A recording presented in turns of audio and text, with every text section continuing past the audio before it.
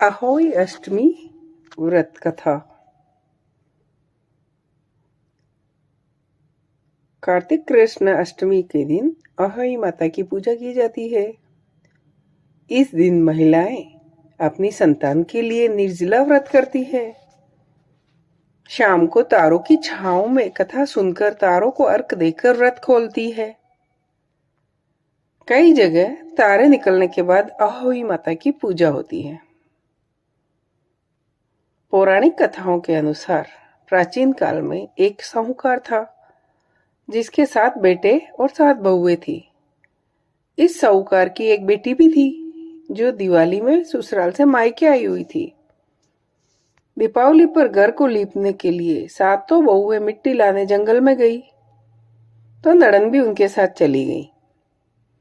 दीपावली से पहले कार्तिक बदी अष्टमी को 7 बहुएं अपनी इकलौती नड़न के साथ जंगल में मिट्टी लेने गई। जहां से वह मिट्टी खोद रही थी वहीं शव सेह की मांद थी। मिट्टी खोदते समय नड़न के हाथ से सेही का बच्चा मर गया। इससे क्रोध में आकर शव माता ने नड़न से कहा कि अब मैं तेरी कोख बांधूंगी। तब नड़न अपनी 7 भाभियों से प्रार्थना करती है कि तुम में से कोई भी मेरे बदले कोख बंधवा लो। सभी भाभियों ने अपनी कोख बंधवाने से मना कर दिया, लेकिन सबसे छोटी भाभी ने हाँ कर दी। उसके बाद जब जब छोटी भाभी को बच्चा होता वह 7 दिन बाद मर जाता।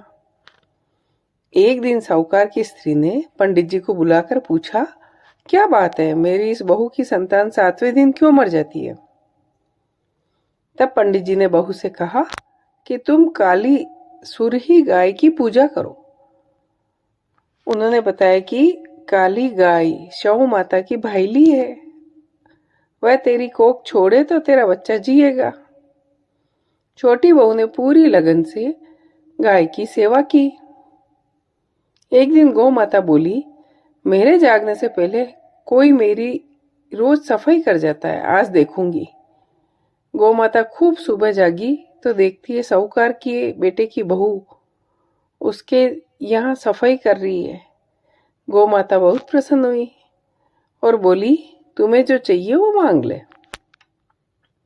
तब साहूकार की बहू बोली, शव माता तुम्हारी सहेली है और उन्होंने मेरी कोख बांध रखी है, मेरी कोख खुलवा दो। गौ माता ने कहा अच्छा। तो वो बहू को अपनी सहेली के साथ लेकर चली। रास्ते में कड़ी धूप थी, इसलिए दोनों एक पेड़ के नीचे बैठ गई। इतने में वहां एक सांप दिखाई दिया। उसी पेड़ पर गरुड़ पंखनी के बच्चे थे। सांप गरुड़ पंखनी के बच्चों को मारने लगा। तब साहूकार की बहू ने सांप को मारकर ढाल के नीचे दबा दिया और बच्चों को बचा लिया। थोड़ी देर में गरुड़ पंखनी आई तो खून पड़ा देख साहूकार की बहू को चोंच मारने लगी। तब साहूकारनी बोली, मैंने तेरे बच्चों को मारा नहीं, बल्कि सांप तेरे बच्चों को डसने आया था, मैंने तेरे बच्चों की रक्षा की। इससे गरुड़ पंखनी बहुत प्रसन्न हुई। बोली, क्या मांगती हो जो मांग। वह बोली, 7 समुंदर पार शव माता रहती है, मुझे तो उसके पास पहुंचा दे। तब गरुड़ पंखनी ने दोनों को पीठ पर बिठाकर शव माता के पास पहुंचा दिया। शव माता उन्हें देखकर बोली, आ बहन, बहुत दिनों बाद आई। फिर कहने लगी, बहन मेरे सिर में जू पड़ गई है। तब सुरही के कहने पर साहूकार की बहू ने सिलाई से उसकी जुएं निकाल दी। इस पर शव माता प्रसन्न होकर बोली, तेरे 7 बेटे और 7 बहुएं हो।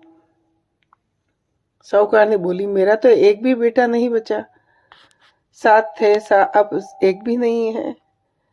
शव माता बोली, वचन दिया, वचन से फिरूं तो धोबी के कुंड की कंकरी हूं। तब साहूकार की बहू बोली, माता बोली, मेरी कोख तो तुम्हारे पास बंद पड़ी है, जा तेरे घर में तेरे 7 बेटे और 7 बहुएं मिलेगी, तू जाकर उजम न करना, 7 अहोई बनाकर 7 कढ़ाई करना।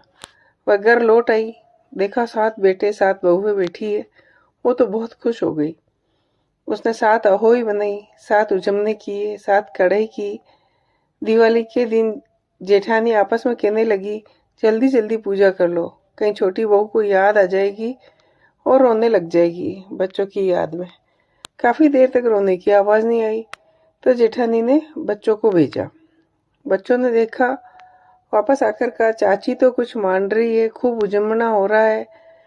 यह सुनते ही जेठानियाँ दौड़ी दौड़ी उसके घर गई और जाकर पूछने लगी, तुमने कोख कैसे छुड़ाई? वह बोली, शौ माता की कृपा से करके मेरी कोख खोल दी। शौ माता ने जिस प्रकार उस साहूकार की बहू की कोख खोली, उस प्रकार सभी पर कृपा रखना। कहने वाले, हुक्कारा भरने वाले और परिवार के सभी सदस्यों पर कृपा रखना। जय हो।